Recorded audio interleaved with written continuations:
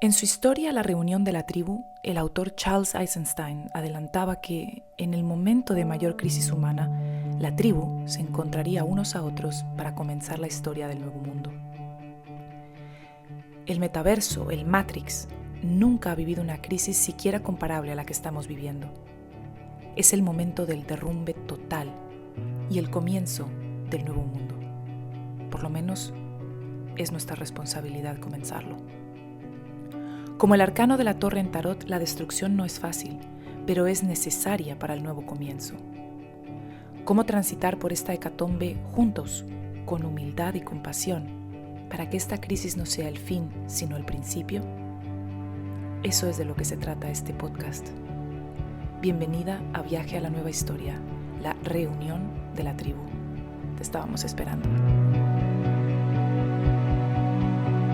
Y así, sin más ni menos, con esto comenzamos un nuevo episodio de Viaje a la Nueva Historia, la reunión de la tribu. Amiga, bienvenida. Si me estás viendo en vídeo a través de YouTube o de Odysee, ves que estoy en contra del sol, por lo tanto se ve mi cara en sombra, pero pensé que era mucho más bonito ver el paisaje y ver lo que tenemos y la madre naturaleza y ver esos colores del mar, más que ver mi cara que ya la conoces de sobra. Así que si me estás viendo en vídeo, más bien concéntrate en observar esos colores que tenemos detrás y esa arena y ese cielo tan espectacular, sin chemtrails, por cierto. Pero de todas maneras creo y espero que me puedas ver lo suficientemente bien como para conectar conmigo. Hoy el episodio vamos a tratar un solo tema del libro. Normalmente he venido haciendo 2 temas. Quiero dedicarle un solo tema porque es un tema largo. Es un tema del que quiero tocar varios puntos y puede que no hagamos una hora entera, no sé cuánto va a quedar al final este episodio del podcast, pero dediquémosle solamente a estudiar la ciencia, porque la antigua historia, la historia de separación, básicamente nos viene a decir que o creemos en la ciencia o somos unos locos o unos tontos, unos fools, ¿no? Unos absolutamente tontos. Parece que el mundo se divide entre o crees en la ciencia o entonces eres un paranoico, un loco, un hippie, o un naif. No solamente hoy en día sabemos que no es así y que ya lo hemos estado hablando en los otros episodios, no existe una sola realidad como la ciencia nos ha querido mostrar, sino que existen muchas, pero es que además dentro de la misma ciencia que ha estado intentando sostener una sola narrativa durante, no sé, los últimos 50 a 90 años, se le está cayendo también. Porque tanto la ciencia también encompasa la física, por ejemplo, y nos decían que la física es lo que es. Las cosas son o no son, las cosas se prueban o no se prueban y ya está. Y después caemos en cosas como la física cuántica, que vienen más o menos a darle una bofetada a lo que la ciencia y la física dentro de la ciencia nos ha dicho en los últimos 90 años.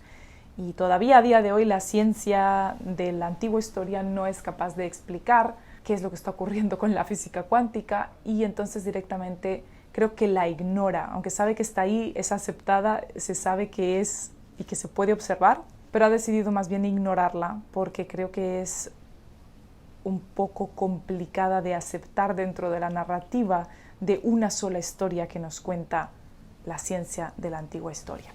Creo que vale la pena dedicarle un episodio entero a la ciencia porque no hay que separar las cosas en el sentido de que no necesitas ser o creo en la ciencia o no creo en la ciencia, o no hay que polarizar los dos sentidos, ¿ok? Vamos a ver cómo la ciencia es una parte de la realidad, se puede integrar dentro de la nueva historia, pero tiene que tener un cambio de paradigma completo para poder hacer esto. Y tenemos que aceptar que lo que dijo la ciencia en la antigua historia es un 0,00001% de la historia completa. Sería como la foto de una uña de un ser humano y con esa foto de una uña tratar de explicar todo el cuerpo humano. La ciencia a la que estamos acostumbrados hasta ahora es esa foto de una uña y pretende explicar todo el cuerpo humano. No puede. No puede porque le faltan datos por todas partes, le faltan observaciones, le faltan cosas por todos lados. Por lo tanto, no puede y es algo que la propia ciencia se está dando cuenta, pero que trata de empujarlo a un lado, trata de hacerlo a un lado para decir, no nos podemos meter en eso porque ¿cómo explico yo lo que está ocurriendo realmente, verdad? Y déjame empezar este tema de la ciencia con una historia. Porque fue algo que me ocurrió hace solamente unos días y creo que ilustra muy bien cómo comienza este capítulo de ciencia en el libro de Charles Eisenstein, El mundo más bonito que nuestros corazones conocen es posible. La historia es la siguiente. Conocí hace unos días a un hombre. Como saben, yo estoy ahora en Egipto, en el Mar Rojo, y hace 45 años salió de Alemania. Era un hippie completo, era un hippie real, o sea, de los hippies de los años 60 que realmente decimos, sí, los hippies, o de los años 70, ese era él. Desde entonces se dio cuenta de la antigua historia y no fue capaz de vivir dentro de la antigua historia. Por lo tanto, un día en sus tempranos 20 se largó de Alemania, vino a caer por cosas del destino al Mar Rojo, aquí en Egipto, y terminó viviendo como un beduino con los beduinos. Durante los primeros años ni siquiera podía comunicarse con ellos y él se mantenía al margen de ellos para no irrespetarlos, ¿verdad? Y porque no quería irrumpir en sus vidas y en sus estilos de vida. Decidió quedarse a un lado durante unos años hasta que poco a poco, pasando los años, ellos empezaron a aceptarlo porque vieron que este hombre no se iba a ningún sitio y que él estaba ahí para ayudarlos. Y 45 años después, él es el beduino alemán, digamos, vive con los beduinos. Digamos que este hombre ilustra muy bien lo que es vivir en el entreser, entre los mundos, entre la antigua historia y la nueva historia. Porque a pesar de que él vive con los beduinos, que son una tribu nómada aquí en Egipto, él también con el tiempo pudo hacerse con una pequeña casa y con una pequeña granja, y de hecho toda su comida y todo lo que él tiene, él es completamente autarca. O sea, todo lo que él tiene, su comida, todo viene de sus propias fuentes, viene de su pequeña granja, tiene patos, tiene pollos, tiene búfalos también, tiene árboles de olivas y tiene compañeros cerca de él que tienen arroz, entonces hacen intercambio. Y luego pasa grandes temporadas de tiempo, nuestro querido amigo pasa grandes temporadas de tiempo con los beduinos en el desierto como nómada. Por lo tanto, está completamente en la historia del entreser, está en la vida de tribu nómada de los beduinos, pero al mismo tiempo tiene una casa y hace unos tours muy especiales que son solamente para gente que quiere realmente entrar en el verdadero mundo, en la verdadera naturaleza de Egipto, del desierto y de los nómadas. O sea que está ahí, está entre los dos mundos. Y se ha dedicado mucho a ayudar a los beduinos a que puedan tener un trabajo o que puedan tener trabajos justos, que puedan cobrar por su trabajo, por sus productos y que se puedan educar también para que no sean iliterados y no se aprovechen de ellos. Ha hecho muchas cosas estos 45 años. Los beduinos le tienen mucho respeto a nuestro querido amigo, pero nuestro querido amigo tiene mucho cinismo dentro de él. Ya hablábamos de lo que era el cinismo. Si no has escuchado el capítulo sobre el cinismo, por favor, el episodio, escúchalo. El cinismo es no creer. El cinismo es decir, ¿para qué voy a hacer nada o nada puede cambiar? Y entonces nuestro querido amigo pasó de ser un hippie absoluto que quería cambiar el mundo a hoy en día que si lo oyes hablar, a mí me daba mucha tristeza porque veía claro delante de mí. Es increíble cómo ocurren las cosas en el mundo, que justo cuando te estaba hablando del tema del cinismo, ocurre que conozco a este hombre y me viene a demostrar en la cara, en carne y hueso, lo que es una persona que vive en el entremundo, en el entreser, entre las dos historias, que fue un creyente muy grande porque fue un hippie real en los años 70 y 60 y que hoy en día ha llegado a la desesperación del cinismo, al nada se puede cambiar, el mundo está fatal, vamos cada vez peor y nada va a cambiar. Pasamos una noche entera en el desierto y recuerdo que al final de la noche nos dijo que le había dado muchísimo gusto haber conocido a gente joven que todavía tuviera las ideas que tenemos nosotros y que quisiera intentar el cambio. Creo que no está muy expuesto a esa posibilidad de que otras personas en el mundo, y yo le dije, somos muchos, que esto estuviera ocurriendo en el mundo todavía. Creo que le llamó la atención. ¿Y por qué quiero ilustrar esta historia? Porque él es la personificación del creyente que se volvió cínico. Fíjate, cuando yo te hice el capítulo, el episodio sobre el cinismo, yo no sabía de este hombre.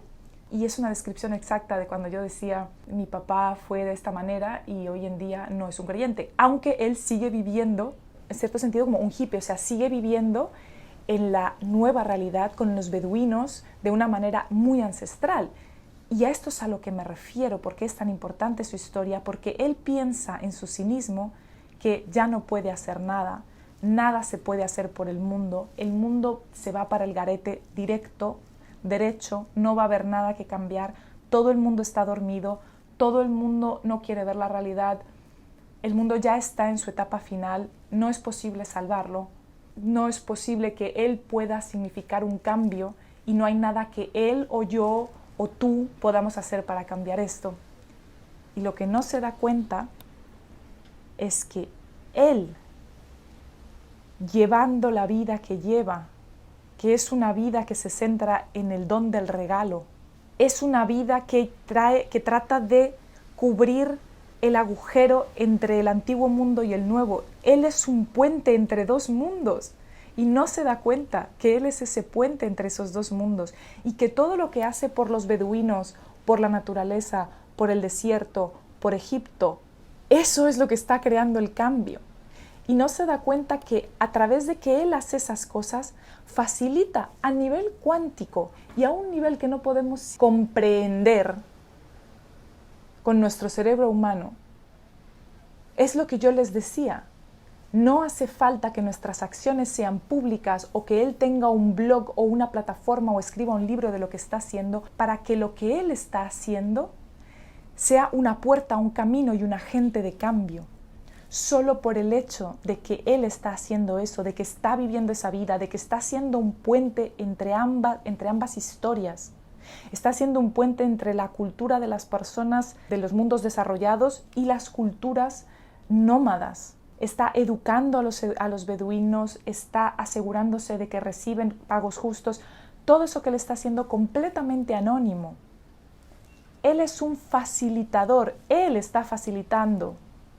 Ya es un hombre de 60 y tantos años, está facilitando que otras personas que tenemos 40, 30, 20 años, podamos continuar el camino que él ya hizo en los 60, 70, 80 y 90, gracias a que él lo hizo. Si él no hubiera hecho eso a nivel personal, el efecto mariposa que eso ha tenido no hubiera ocurrido y es posible que tú y yo no estuviéramos hoy aquí hablando de esto en este podcast.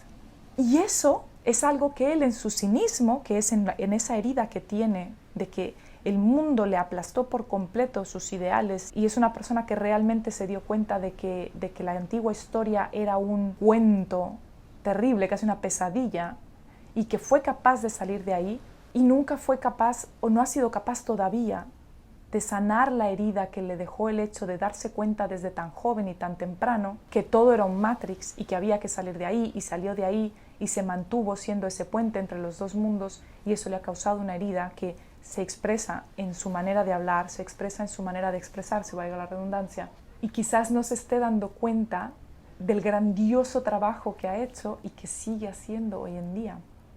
Y que gracias a eso es que tú y yo nos podemos sentar aquí hoy hablar de lo que estamos hablando. Y quién sabe si el trabajo que él hizo también en ese efecto mariposa no abrió el camino para que Charles Eisenstein escribiera este libro un día. Todo, absolutamente toda acción tiene una consecuencia y genera un cambio. Así que espero que esta historia, que para mí ha sido realmente el universo, vino y me dijo, vas a hablar del cinismo y de los creyentes no creyentes y del mundo y de vivir entre los dos mundos y en el entreser. Déjame que te presente una persona que existe, que es la representación total de lo que estás hablando. Y déjenme decirles que eso tiene que ser el universo y eso tiene que haber sido un propósito. La ciencia también nos dice que nada tiene un propósito, que el mundo es simplemente un conjunto de cosas sin ningún orden, sin ningún propósito y sin ninguna inteligencia que ocurren por casualidad. Y no es así. El mundo y todos los elementos del mundo están llenos de propósito. Y si no, ¿cómo es que ha ocurrido esta conexión con esta persona que ha tenido que ser una casualidad con la que no creo, porque no creo en las casualidades, muy grande? Y les digo, ¿por qué es tan grande? Porque una persona que viva la vida que vive esta persona son muy pocas en el mundo, son muy pocas personas. De hecho, una de las cosas que le ocurre a él es que no puede encontrar una pareja que pueda seguir su ritmo de vida, porque vivir la vida que él vive es algo tan raro Es un fenómeno tan raro. Él es una persona entre millones y millones y millones que realmente ha hecho esto. Ha abandonado la vieja historia, se ha venido a la nueva, pero sin abandonar del todo la vieja y siendo ese puente entre ambas. Y que el mundo me haya traído aquí a conocer a esa persona que realmente pienso que habrá muy pocas en el mundo, se podrán contar con los dedos de dos manos, me dicen o no si no hay un propósito con eso.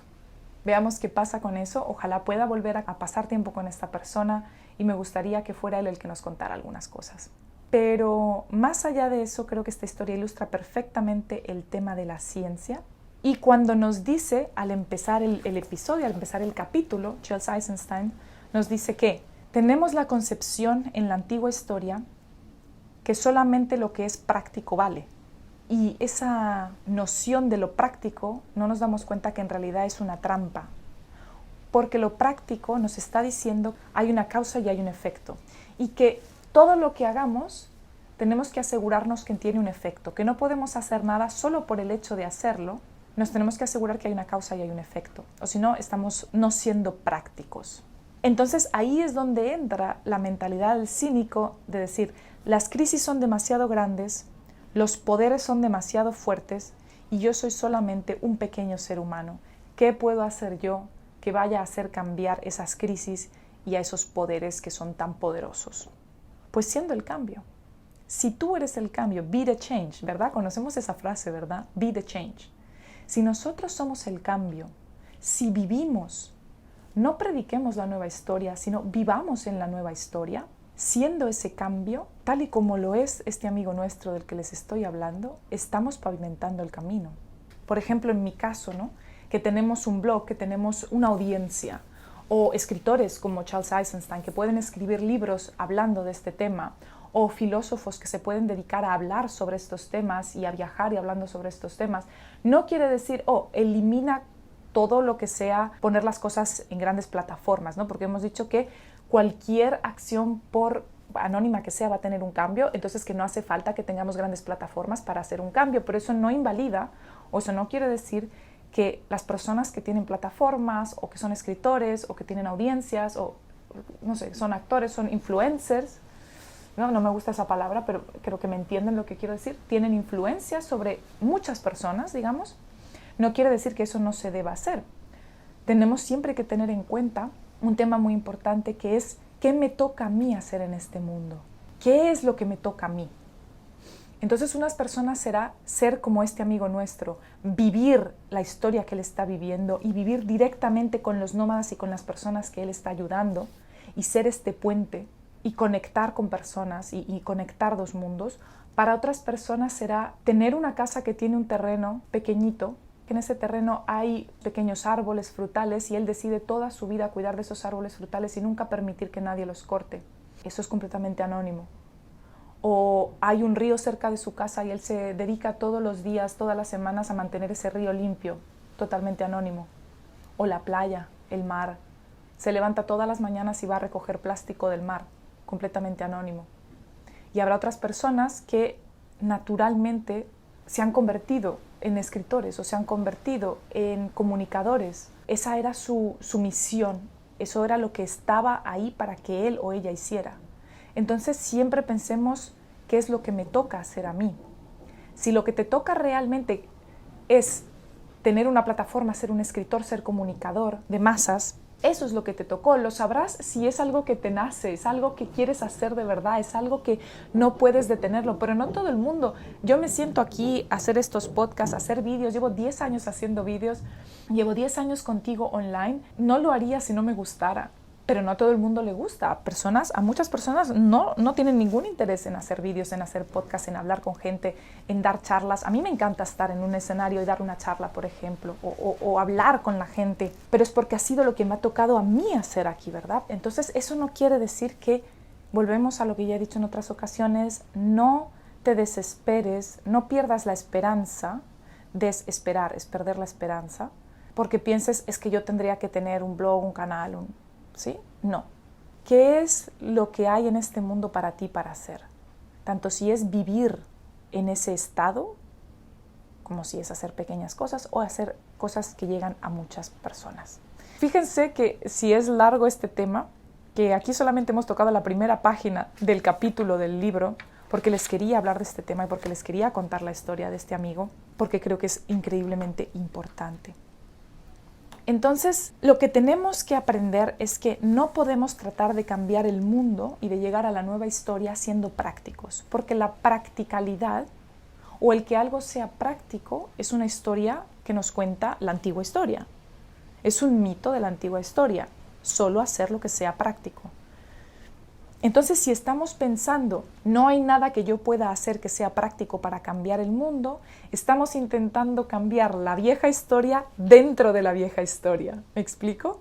Estamos intentando cambiar la vieja historia usando herramientas de la vieja historia. La practicalidad es una herramienta de la vieja historia. No la podemos usar para entrar a la nueva historia. Para entrar a la nueva historia tenemos que usar la esperanza, el hacer las cosas porque nos nace, porque sabemos que eso nos está llamando. Lo que otros llamarían la inocencia o la naivete. Tenemos que usar herramientas del nuevo mundo para viajar al nuevo mundo. No podemos cambiar el antiguo mundo desde el antiguo mundo. Y una de las cosas que nos dice aquí Charles es muy importante. Dice, la historia de separación tiene que alcanzar una crisis absoluta para que ésta pueda cambiar. Porque si todavía creemos que hay esperanzas en las herramientas del antiguo mundo para cambiar el antiguo mundo, entonces no podemos cambiar el antiguo mundo porque no podemos cambiarlo desde dentro. La única manera de que podamos cambiar el antiguo mundo es que ya no nos quede esperanza en probar ninguna de las herramientas del antiguo mundo. Y yo creo que por eso es tan importante la crisis mundial que hemos visto desde el 2020, porque ha tirado por tierra casi todas las esperanzas de que las herramientas del antiguo mundo funcionen. La esperanza de que el control funcione. El antiguo mundo nos ha vendido la idea de que a más tecnología, a más vigilancia, a más control, a más separación de unos humanos con otros, mantén la distancia de separación, tápate la cara para que yo no pueda ver tu cara, para que no pueda ver tu sonrisa, para que no pueda ver tus expresiones, para que tenga miedo del otro. Nos han dicho que eso va a ser lo que nos va a hacer sobrevivir. Y una cosa muy importante, fíjense, todas las herramientas que usamos para prevenir la muerte, previenen la vida. Miren qué frase más importante. Todas las herramientas que usamos para prevenir la muerte previenen la vida. Es decir, si para evitar la muerte o la supuesta enfermedad que nos están vendiendo, yo me tengo que quedar en mi casa encerrado, no ir al colegio, no ir a la universidad, no ir a ver a mis compañeros, no ir al trabajo, hacerlo todo online, no visitar a mi familia, ni siquiera en Navidad porque mi familia tiene miedo o porque yo tengo miedo de la muerte, de la enfermedad, no visitar a mi abuela que está moribunda porque me da miedo entonces que me voy a morir o que, en fin, abandonar por completo al otro, taparnos la cara, mantener distancias de seguridad con otras personas, no poder viajar, no poder movernos, no poder hablar con mi vecino, no poder tocar, no poder abrazar. Para prevenir la muerte, lo que estamos haciendo es prevenir la vida, porque eso no es vida. O si alguien piensa que eso es vida, mis respetos. Personalmente pienso que eso no es vida. Estar encerrado en mi casa, solo, aislado del resto del mundo. Y cuando salgo tapada hasta aquí y me procuro de no siquiera decirle hola al vecino con el que me cruzo, porque de pronto si le digo hola, le paso microbios. O me muero o se muere él. Así que recordemos que todas las medidas que la antigua historia nos dice que hay que tomar para evitar la muerte, evitan la vida. Y sobre todo es muy importante entender por qué tenemos este deseo tan irracional de prevenir la muerte. Para allá vamos todos. Obviamente nadie quiere acelerar el momento de la muerte de este plano y de este mundo. Pero lo que sí es cierto es que nos han metido tal miedo a la muerte que hacemos cualquier cosa, incluso dejar de vivir, para prevenir la muerte física del cuerpo. Entonces morimos a nivel espiritual, muere nuestra alma, mueren nuestras emociones, muere nuestra humanidad para prevenir la muerte del cuerpo físico. Un cuerpo que se va a morir de todos modos, mientras que el cuerpo espiritual, el alma, el espíritu, la esencia, el ser, no hay nada que podamos hacer para destruirlo. La antigua historia y la ciencia dentro de la historia que nos dice que solamente lo que es físico, observable y demostrable es real, nos ha metido también la idea de que como la muerte o la trascendencia más allá de la muerte no es ni física ni demostrable, por lo tanto no es real, nos está diciendo que el momento en el que muere el cuerpo físico, morimos y es la completa aniquilación del ser. ¿Cómo no vamos a tener miedo? ¿Cómo no vamos a tener miedo si pensamos que la muerte del cuerpo físico es la completa aniquilación del ser, que se acabó para siempre? Mientras que si entendemos que hay mucho más allá del cuerpo físico, entendemos que esto es un paso, que el cuerpo físico es temporal y que no hay que tenerle miedo a la muerte del cuerpo físico. Repito, ninguno nos queremos ir pronto de aquí, porque es normal tener algo de miedo, ¿verdad?, a lo desconocido, que hay más allá. ¿Será que sí? ¿Será que no? ¿Verdad? Pero eso no quiere decir que tengamos que tener el miedo tan grande como para prevenir la vida durante la vida, solo porque queremos prevenir la muerte del cuerpo físico. Por lo tanto, la crisis del COVID y la crisis que ha habido en estos años ha sido muy importante y muy positiva en el hecho de que ha deshecho y ha tirado por tierra cantidad de nociones del antiguo mundo que sabemos que ya no sirven, y ya nos estamos empezando a plantear que quizás no podemos cambiar el mundo si seguimos haciendo lo que nos ofrece la antigua historia, que es el control, la separación y la vigilancia extrema. Aquí me quedo callada porque me quedo pensando, porque son temas tan importantes, son temas tan trascendentales, son temas que realmente nos sacuden tantísimo, que creo que hay veces, no sé si te pasará, pero yo creo que hay veces en las que este podcast hay como que pararlo, quedarnos pensando un rato y después volverlo a poner al play. No sé si somos capaces de escucharlos de una sola tirada, o si sea una mejor táctica de pronto escucharlo una vez y después volverlo a escuchar una segunda vez parando para poder pensar en todo esto, porque obviamente yo aquí te lo estoy contando, pero ya he tenido muchas semanas de tiempo de pensar en estas cosas, y aún así cuando te hablo de ellas me vuelvo a entrar en reflexión, ¿verdad? Y me quedo callada, y el silencio no es lo mejor para un podcast, pero cuando me quedo callada y hago esos silencios es porque me siguen llegando a mí misma más cosas y más mensajes a medida que te hablo de esto. Así que una de las cosas que tenemos que ver dentro de la ciencia es que toda la ciencia del neodarwinismo y de la ortodoxia darwinista se están cayendo. La ortodoxia darwinista nos dice que nuestro ADN está hecho simple, llanamente o que la evolución está hecha simple y llanamente para la maximización del autointerés en la reproducción. Es decir, sobrevivir y reproducirme es lo único que nos mantiene o que mantiene a cualquier ser en este mundo. Es su interés propio por sobrevivir y reproducirse. Y eso es todo. Y eso es lo único que se expresa en nuestro ADN, y es a lo único a lo que vamos. Y esto lo vemos también caer completamente. ¿Por qué? Porque nos hemos dado cuenta, por ejemplo, con cosas que están dentro de la ciencia, porque es que mucha gente dice, pseudociencia. No, no pseudociencia. La epigenética no es pseudociencia, la epigenética es ciencia. La epigenética es la ciencia que explica cómo el medio ambiente cambia nuestro ADN, cambia nuestra genética. Mis pensamientos, mi manera de vivir, mi manera de comer, mi manera de moverme, mi manera de relacionarme con otros, mi manera de respirar, mi manera de dormir. Todo eso y mucho más, el sol, la parte en el mundo en la que vivo, las personas con las que vivo, los animales con los que vivo, las plantas con las que vivo, todo eso afecta y cambia mi ADN. Lo cual quiere decir que nuestro ADN es una quimera resultante del intercambio de ADN y de información con otros organismos y con el medio ambiente. Aquí tenemos una recomendación de un libro que es Evolution, A View from the 21st Century, de James Shapiro. Búsquenla, Evolution, si lees en inglés, porque creo que solo está en inglés, no sé si está en español, puedes buscar James Shapiro escrito Shapiro. Y el libro se llama Evolution, A View from the 21st Century. Me imagino que solo está en inglés y lo puedes leer. Y ese libro trata en profundidad todo este tema de la evolución, que no es el darwinismo. El darwinismo es una teoría y por algún motivo nos quedamos con esa teoría y parece que es la que hay y que no hay otra y que esa es la verdad. Y eso tampoco ha sido demostrado que sea verdad.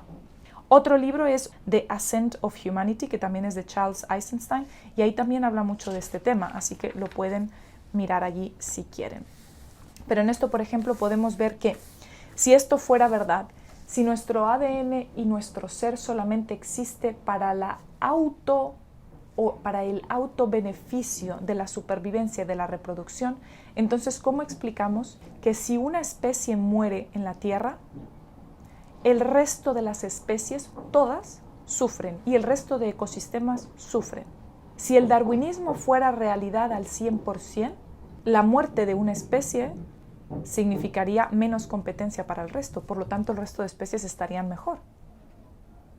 Y no es así. Y no es así. Cuando una especie muere, vegetal o animal o mineral, el resto del ecosistema y el resto de especies sufren. Y lo sabemos de sobra. Entonces ahí falla el darwinismo también. Por lo tanto, esto nos dice que el interés de cada uno es el interés de todos. Y ahí viene también el dicho o la idea: cuando yo cuido de mí, cuido de ti. Y cuando cuido de ti, cuido de mí. Cuando yo cuido de mí, es para el bien de todos los demás. Y cuando cuido de ti, es para el bien mío y también de todos los demás. Ahí es donde vamos viendo que no somos seres separados, no somos seres en separación.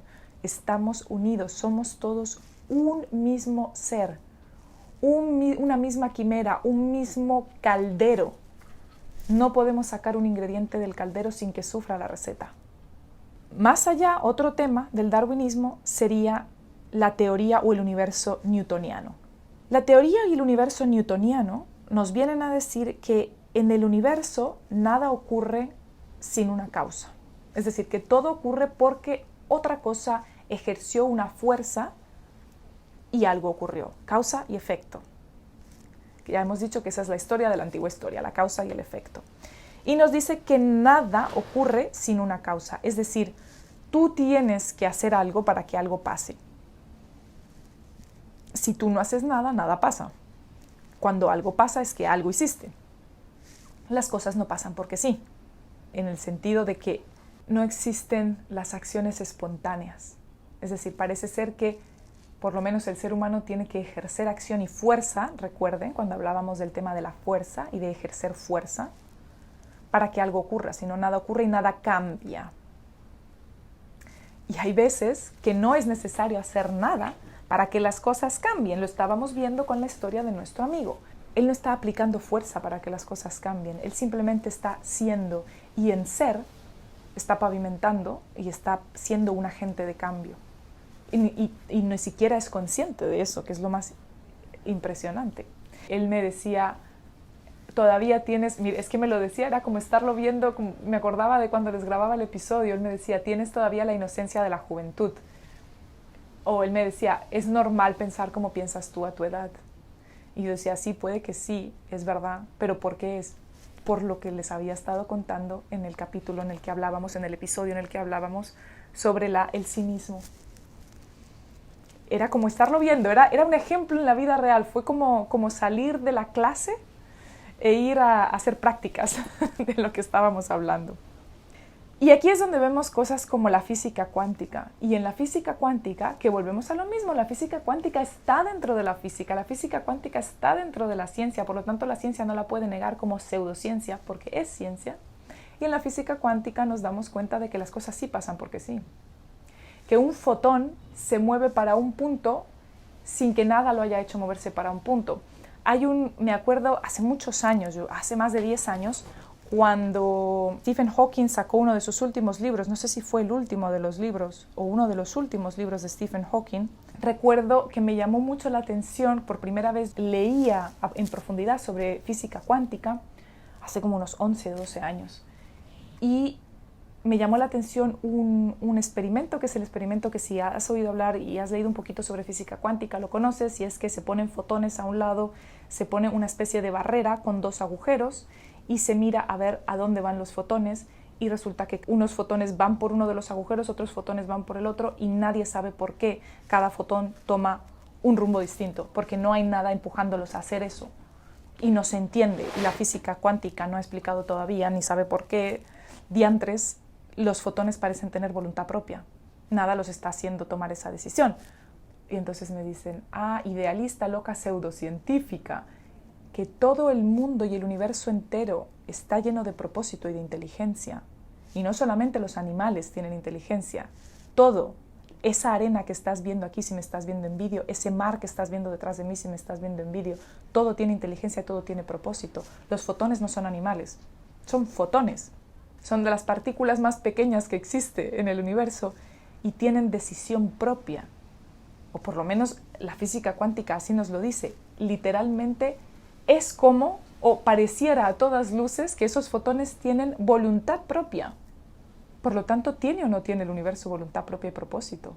Y nosotros no sabemos cuál es. Y pretendemos en nuestro cerebro humano, que he dicho antes, es muy fantástico el cerebro humano, pero sigue estando dentro de la naturaleza, no está por encima de ella. El cerebro humano es un producto de la naturaleza, no está por encima de la naturaleza.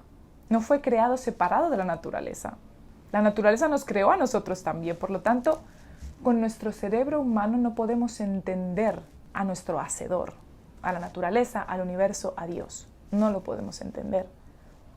Podemos ver ciertas cosas y tenemos la capacidad de ver evidencias, pero no podemos pretender que lo sabemos todo, no sabemos nada.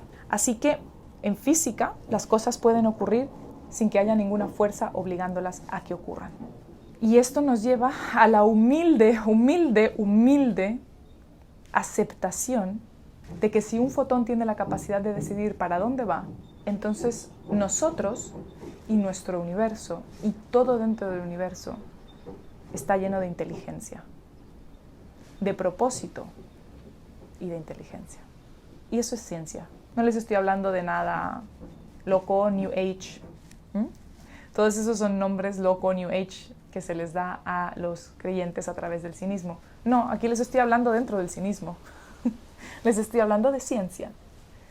Y siguiendo con este tema de por qué es importante que sepamos o que seamos conscientes de que todo lo que hacemos es un granito de arena en pro del cambio a la nueva historia. Hablemos ya de lo que dice al final del capítulo de la ciencia dentro del libro. Y es que otra cosa que podemos pensar es, ok, ya estoy clara de que no pasa nada porque no tengo una gran plataforma, pero entonces me tengo que dedicar a hacer grandes cosas. Tengo, por ejemplo, que dedicarme a educar a los beduinos, por ejemplo. O nuestro querido amigo no se dedicó a educar a los beduinos porque pensara que era la acción con mayor efecto que podía hacer. Yo creo, no conozco su historia, pero creo que él no se sentó en una mesa y dijo, a ver, ¿qué cosas puedo yo hacer por el mundo? ¿Puedo ayudar a una viejita a pasar la calle? ¿O puedo hablar en un canal sobre el cambio? ¿O puedo educar a los beduinos y darles educación y asegurarles un mejor futuro? Pues de entre todas esas cosas voy a elegir la de los beduinos porque es la acción con mayor retribución medible. ¿Me explico? ¿Qué puedo hacer? Y por lo tanto me dejo de ayudar a la viejita a pasar la calle o de hablar o de escribir un libro sobre mi vida que pueda ayudar a otro o inspirar a otro. Porque en la medida, lo que más fuerza, volvemos al tema de la fuerza, puede ejercer sobre el cambio es que yo haga el tema este de los beduinos. No. Cada momento de la vida requiere una acción y nunca podemos pararnos a pensar, ok, en una balanza, ¿cuál es la que más va a pesar? Porque todas pesan por igual. Y no podemos decidir nuestras acciones basadas en cuál tiene más peso, porque eso es un mito, de nuevo, de la antigua historia. Solamente lo que es medible es práctico. Tú no puedes medir el bien que estás haciendo por ayudar a una viejita a pasar la calle. Tomar de la mano a una persona que está pasando al otro mundo, que está muriendo. No lo puedes medir. Y sin embargo, eso ha tenido tanto valor para la nueva historia, para la historia de la humanidad, como algo que hubiera sido mucho más grandioso. Y la manera en la que el libro nos habla de esto es que si estamos solamente decidiendo nuestras acciones de acuerdo al efecto mesurable o medible, mesurable, que tiene, arriesgamos cometer monstruosidades, porque esto nos llevará al el fin justifica los medios. Participar en una guerra, lanzar una bomba en un poblado. Por ejemplo, veámoslo así, si lanzar una bomba en un poblado va a ayudar a liberar a ese país del tirano que tiene en el poder, entonces el fin justifica los medios. Me acabo de cargar 3.000 personas en un bombardeo, por ejemplo, por decir algo, pero el fin justifica los medios porque estoy liberando al país del tirano que está en el gobierno. Y entonces recordemos la historia de un libro que yo leí con, no sé si fue con 16 años, y se convirtió en un favorito para mí, que fue 1984 de George Orwell, que se ha vuelto muy famoso en los últimos años, por razones obvias. Si no lo has leído, te lo recomiendo, 1984 de George Orwell, y cuando empezó toda esta locura del 2020, me recuerdo hacer en vivos en YouTube y decir, todo esto me recuerda demasiado a 1984. Curioso que con 16 años yo leyera ese libro, se convirtiera en uno de mis favoritos y fue lo primero que me vino a la mente cuando comenzó esto. Pero hay una parte en el libro en el que uno de los personajes, O'Brien, está pretendiendo que está intentando llevar al protagonista, Winston, a la hermandad de la revolución. Digamos que en 1984 lo que hay es un gobierno absolutamente totalitario, el Gran Hermano, que es un control totalitario absoluto de todo movimiento, incluso del pensamiento de las personas. Existe la policía del pensamiento, que pueden saber qué piensas, y siquiera si piensas en contra del gobierno, del partido, te pueden pues aniquilar. O'Brien, que pertenece al partido, se está haciendo pasar por un revolucionario y hace migas con Winston y le dice, te vamos a meter adentro de la revolución. Pero para meterte dentro de la revolución, te tengo que hacer unas preguntas. ¿Estás dispuesto a dar tu vida por la revolución? Y Winston dice, sí. ¿Estás dispuesto a cometer asesinato? Sí. ¿Estás dispuesto a cometer actos de sabotaje que causen la muerte de cantidad de personas inocentes? Sí. ¿Estás dispuesto a entregar tu país a poderes extranjeros? Sí. En fin, ¿estás dispuesto a cantidad de cosas horribles? A lo que Winston contesta que sí, a todas. Y finalmente le pregunta, si para que alguien sirva nuestro interés necesitas lanzar ácido sulfúrico a la cara de un niño, ¿lo harías? Y Winston dice, sí. Lo curioso es que en 1984, esta hermandad de la revolución o esta hermandad revolucionaria no es más que el mismo partido. Es decir, no existe tal revolución. Es todo una mentira y en realidad es el mismo partido. Y ahí está la metáfora de que Winston, que estaba en contra del partido y estaba en contra de todo lo que estaba pasando, cuando se metió a lo que él pensaba que era la revolución, se convirtió en lo que él tanto odiaba. Se convirtió en exactamente lo mismo que el partido.